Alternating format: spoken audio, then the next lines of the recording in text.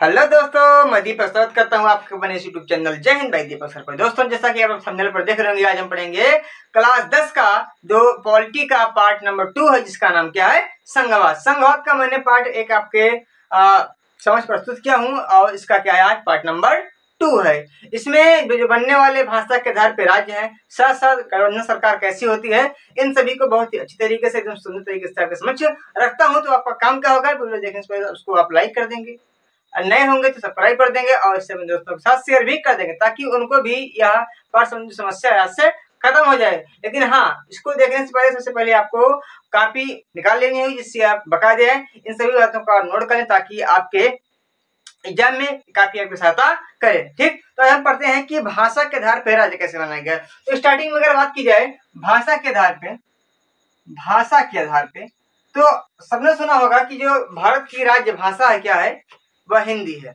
राज्य भाषा है, ना कि राष्ट्रभाषा। राष्ट्र मतलब पूरे देश की भाषा।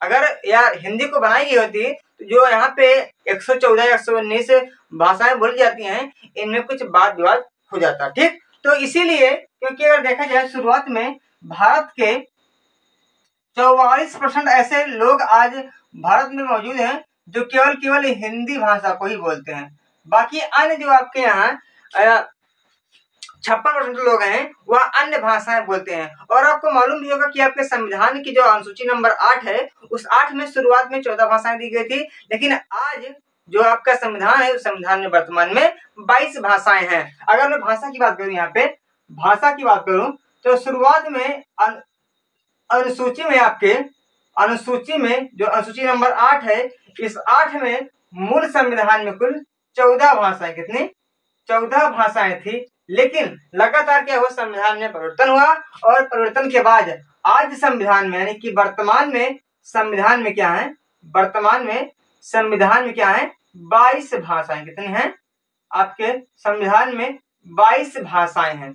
अच्छा, अगर बात करूं तो इन 22 भाषाओं में कौन कौन सी भाषा जुड़ी थी आपकी, तो एक संविधान का संशोधन हुआ था, जिसका नाम क्या है, 71वां संविधान का संशोधन। क्या है, 71वां संविधान का संशोधन, जिसमें एक भाषा, जिसका नाम क्या है, सिंधी भाषा। क्या है, सिंधी। पहले 14 थी, सिंधी जुड़ी, कितना हो गई आपकी, 15 हो गई। फिर आपका बहुत समय बाद क्या हुआ, एक संविधान संशोधन हुआ, जिसका नाम है 71वां संविधान संशोधन। 71वां संविधान संशोधन, इसमें आपकी 3 भाषाएं लगातार जुड़ी। कितनी भाषाएं? 3। एक आपकी है नेपाली, एक आपकी है मणिपुरी और एक आपकी कैसी है, कोंकणी। क्या है, कोंकणी।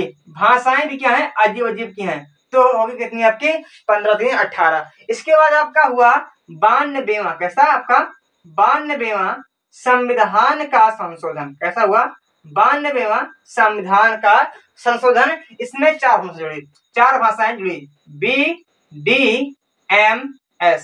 बी मतलब बोडो, डी मतलब डोगरी, यह मतलब मैथिली, एस मतलब संथाली। क्या है, संथाली।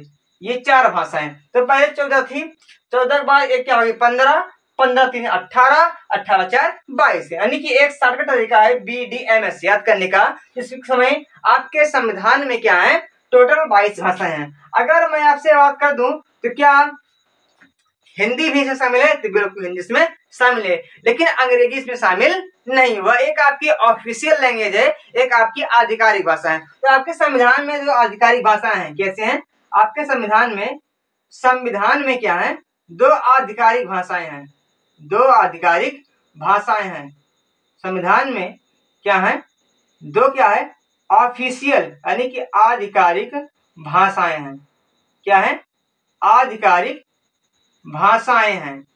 कौन कौन सी हैं, एक आपकी है अंग्रेजी, एक आपकी कैसी है, हिंदी। कैसी है, हिंदी। अगर मैं बात करूं कि अंग्रेजी क्या इन 22 भाषा में शामिल है, तो बिल्कुल शामिल इसमें नहीं है। ठीक, लेकिन हिंदी का इसमें शामिल है 22 भाषा में, तो बिल्कुल। आधिकारिक भाषा ऐसी भाषा होती हैं जिससे आपके यहाँ जो कोई भी नियम कानून बनता है, तो मुख्यतः हिंदी में बनेगा या फिर अंग्रेजी बनेगा। यानी कि जो लेखे जोखे में प्रयोग होने वाली भाषाएं होती है, उसे हम कहते हैं आधिकारिक भाषाएं। तो आपने देखा होगा एग्जाम में, बहुत सारे एग्जाम आप देखा होगा आपके बड़े भाई या बड़ी बहन दी होगी, तो इसमें जो पेपर आता है दोनों पेज में आता है, हिंदी में आता है या अंग्रेजी में आता है। तो वही क्या है, एक आधिकारिक भाषा है, या मुख्यतः आपने किसी ऐसे कागजी सरकारी कागज पढ़ा होगा इसमें 2 भाषा में लिखा रहता है, अन्य किसी भाषा में नहीं रहता है। अगर मुझे जाए कि पंजाबी में है, नहीं है, मैथिली में नहीं है, कैसा रहेगा, केवल अंग्रेजी में रहेगा तो हिंदी में रहेगा। तो इसे कहते हैं आधिकारिक भाषा, जिसमें आपका डॉक्यूमेंट पूरा लिखा होता है। ठीक, ये कुछ क्या थी, भाषाएं थी। अगर मैं बात करूं हिंदी की, तो हिंदी केवल आपके पूरे भारत की जनसंख्या केवल 44% लोग ऐसे थे जो केवल हिंदी भाषा बोलते थे, और जो 56 लोग थे, जो अन्य 56% लोग थे, वे आपके अन्य भाषाएं बोला करते थे। इन 21 भाषाओं में इन अंग्रेजी को भी शामिल किया है, तो इनमें आपके कुल 56% ऐसे थे जो अन्य भाषाओं को बोलते थे। लेकिन अब जब हिंदी को राष्ट्र भाषा बनाने की बात की गई, तो सभी देशों में क्या हो गया, विवाद हो गया। विवाद क्या हो गया, क्योंकि वे अलग अलग भाषाओं को बोलते थे, वे अपने यहाँ भाषाओं को अपना महत्व देते थे, हिंदी को इतना महत्व नहीं देते। अगर आज भी अगर आप दक्षिणी भारत में चले जाइए, जो तमिलनाडु एरिया है, कर्नाटक एरिया है, या चल जाइए आप पूर्वोत्तर भारत में, जो आपका मणिपुरी है, मिजोरम है, इत्यादि एरिया में हिंदी को लोग बहुत कम जानते हैं। मुख्यतः जो निचली वाली भाग है, दक्षिणी भाग, वहाँ पे अपने लोग अलग अलग भाषाएं बोलते हैं, और हालांकि जो आपका पूर्वी भाग है वहाँ पे लोग अंग्रेजी को ज्यादा महत्व देते हैं। तो ऐसा समस्या हुई, तो शुरुआत में हिंदी को राष्ट्रभाषा नहीं बल्कि राज्य भाषा के रूप में दर्जा दिया गया था, और इसे आर्टिकल नंबर, अनुच्छेद नंबर आपके 343 से 351 के बारे में इसमें क्या है, आपके चर्चा दिया गया है। अगर मैं बात करूं तो भाग किसमें है, भाग 17 में क्या है, इस हिंदी भाषा का जिक्र किया गया है। तो ये कुछ अलग भाषा थी, लेकिन अब हम पढ़ते हैं मुख्यतः उन चीजों को कि भाषा के आधार पे आपके राज्यों का गठन कैसे हुआ। ठीक, तो इसको आप थोड़ा सा लिख लेंगे या तो समझ ले होंगे, इसको आप स्क्रीनशॉट ले सकते हैं। ठीक,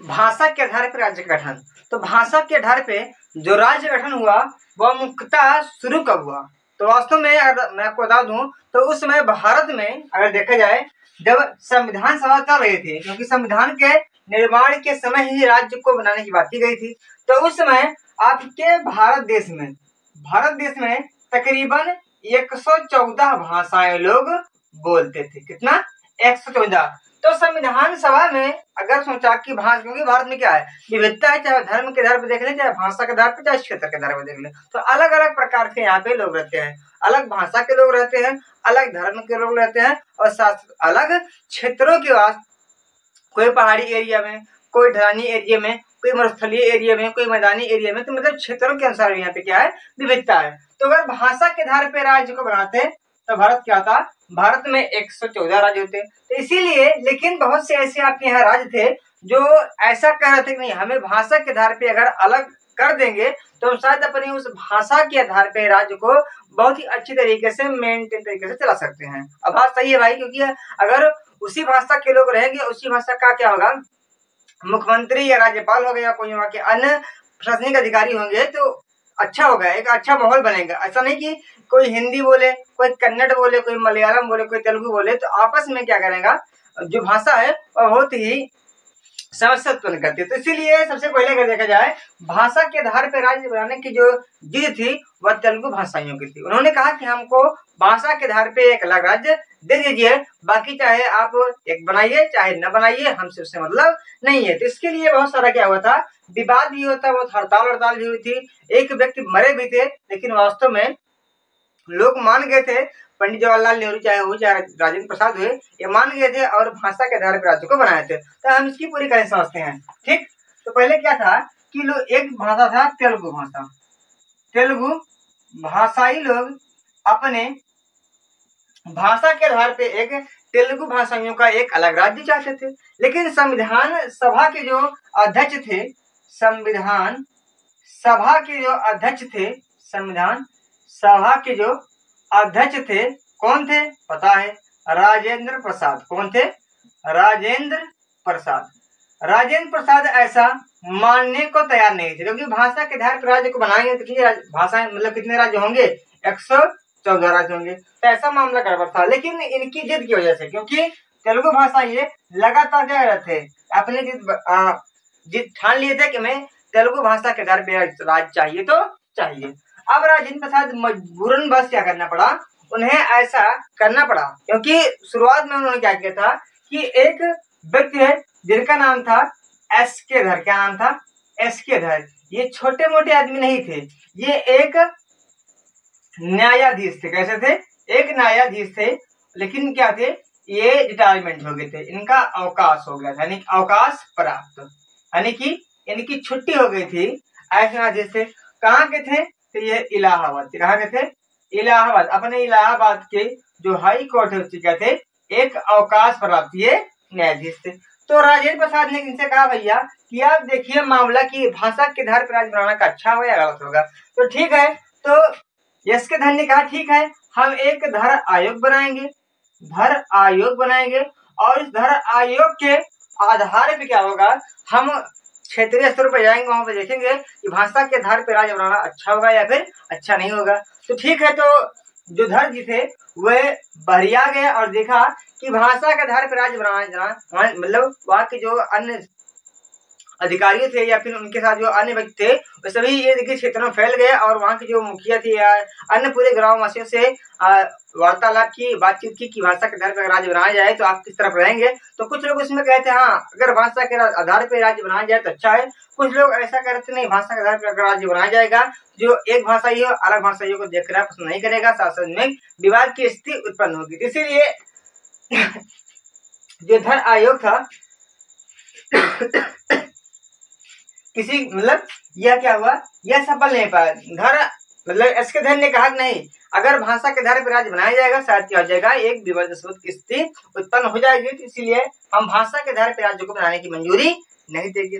लेकिन लगातार फिर यही तेलुगु भाषाइयों ने लगातार जिद पे अपना ठान लिए थे कि भैया हमें भाषा का आधार पर राज्य चाहिए। यानी कि जो धर आयोग था ये साफ साफ भैया मना कीजिए कि भाषा के आधार पे अगर राज्य को बनाएंगे तो केवल क्या होगा, भारत का सत्यानाश ही हो गया। लगातार इसमें विवाद की स्थिति उत्पन्न होगी और कुछ नहीं होगा। ठीक, तो इन्होंने अपना रिपोर्ट दे दिया और मामला फेल हो गया।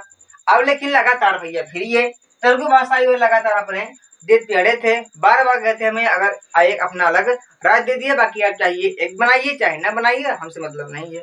फिर राजेंद्र प्रसाद से रहा नहीं गया, पंडित जवाहरलाल नेहरू को लिया और पट्टाभी सरमैया को लिया और सरदार वल्लभ भाई पटेल को लिया, यानी कि 3 लोगों को। JVP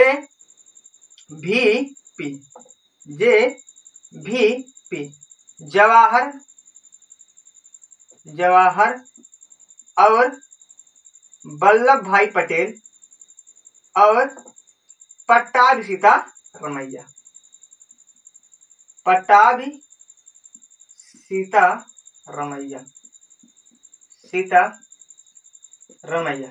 तो ये 3 लोगों की एक टीम बनी जिसका नाम क्या है, JVP समिति। क्या? JVP समिति। और JVP समिति फिर क्या गई, बहरिया गई और देखा कि भाषा के आधार पर अगर राज्य को बनाया जाए अच्छा हो गया गलत होगा। तो फिर ये लोग तीनों JVP समिति के रूप में सदस्यों को बदल लिए और बहरिया गए और देखा कि भाषा के आधार पर राज्य को बनाना अच्छा होगा गलत होगा। तो फिर देखा उन्होंने कि मामला पूरा हो गया फेल, और पूरा मामला हो गया फेल कि भाषा के आधार पर राज्य बनाया जाएगा, मामला गड़बड़ होगा। लेकिन ये लोग फिर यहाँ से एक व्यक्ति जिनका नाम था पोटी श्री रामल्लू, ये भैया अपने तेलुगु भाषाइयों को लिए और 58 दिन का क्या कर दिया, 58 दिन का आमरण अनशन कर दिया, यानी कि कुल मिला के अगर सीधा बात कीजिए तो हड़ताल कर दिया। यानी कि अगर जब तक भाषा के आधार पर राज्य नहीं बनाया जाएगा तब तक हम अपने भाइयों के साथ जितने तेलुगु भाषाई लोग हैं उनके साथ लगातार क्या करेंगे, पथ प्रदर्शन करेंगे और बात विवाद करेंगे। ठीक, तो इसके लिए ये लोग पूरा क्या कर दिए, एक दिन चक्का जाम कर दिए। अब यह जो मामला हुई यह भी जब साफ साफ मना कर दिया कि भाषा के आधार पे राज्य को बनाना एकदम क्या हो जाएगा, गलत हो जाएगा। भाषा के आधार पे राज्य बनाना क्या हो जाएगा, एकदम गलत हो जाएगा।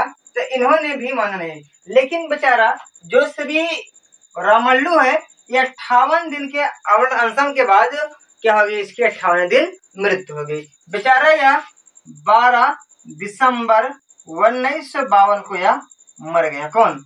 रामल्लू पोट्टी। पोट्टी श्री जो थे वह कब? ये 12 दिसंबर 1952 को मर गए। और मर जाने के बाद अब भैया पंडित जवाहरलाल नेहरू उस समय क्या थे? प्रधानमंत्री थे। तो उन्होंने सोचा कि बेचारा किया हड़ताल करते करते हुए मर गया, तो क्यों ना हम इसकी आत्मा की शांति के लिए, ताकि इसकी आत्मा को शांति मिल जाए, इसके लिए हम इसके कहने से तेलुगु भाषाइयों के लिए एक अलग सरकार, मतलब एक अलग राज्य बना दें। तो उन्होंने 1953 में, कब? 1953 में तेलुगु भाषाइयों के लिए एक अलग राज्य बनाया। तेलुगु भाषाइयों के लिए एक राज्य बनाया। उस राज्य का नाम क्या है? आंध्र प्रदेश। क्या नाम है उसका राज्य का? आंध्र प्रदेश उसका नाम है। और उसकी जो राजधानी थी, वह राजधानी किसको बनाया गया था? वह राजधानी बनाया गया कुरनूल। किसको? कुरनूल को उसकी राजधानी बनाई गई। अब देखा जाए लगातार, क्योंकि एक आयोग बन गया, उस आयोग का नाम है 1956 में एक आयोग बना। उस आयोग का नाम क्या है? राज्य पुनर्गठन आयोग। और इस राज्य पुनर्गठन आयोग का जो गठन हुआ यह 1956 में हुआ। और इसके जो अध्यक्ष थे वह अध्यक्ष बनाएंगे फजल अली। कौन? फजल अली जी क्या बनाएंगे? इसके अध्यक्ष बनाएंगे। और लगातार फिर भाषा के आधार पे 14 राज्य व 6 केंद्र शासित प्रदेश बनाए गए। कितने? 14 राज्य व 6 केंद्र शासित प्रदेश बनाए गए। ठीक। तो यह कुछ क्या थी? यह कुछ स्थिति थी आपकी कि भाषा के आधार पे राज्य का गठन कैसे हुआ। तो भाषा के आधार पे सबसे पहले जो भाषा के आधार पर राज्य बना, कौन सा बना आपका? आंध्र प्रदेश। इसकी राजधानी क्या थी? कुरनूल थी। और यह किन भाषाइयों की थी? तो तेलुगु भाषाइयों की थी। तो इसका कुछ आप क्या करेंगे? स्क्रीनशॉट ले लेंगे। आगे बढ़ते हैं इसके बाद हम।